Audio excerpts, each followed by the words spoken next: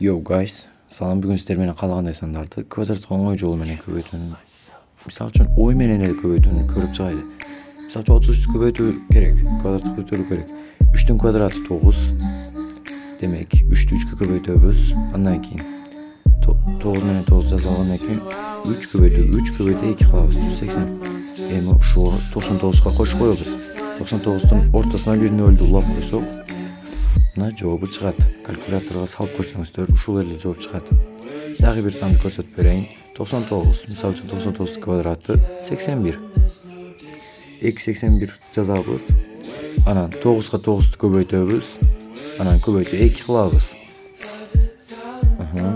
Анан 100 жооп 162 чыкты.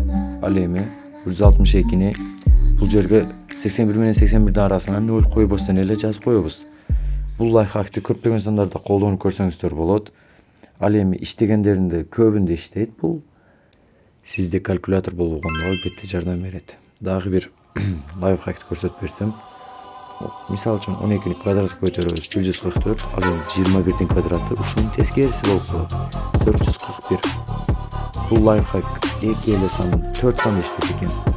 12 21 13 31.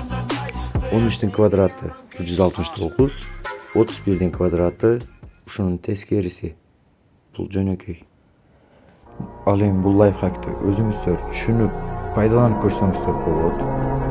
Кийинки сабакта болсо мен кандай кылып тамырлар боюнча иштөөнү жана тамырлар боюнча көптөгөн лайфхактарды сиздер үчүн көрсөтүп берейин. Кийинки сабактарга көрүшкөнчө.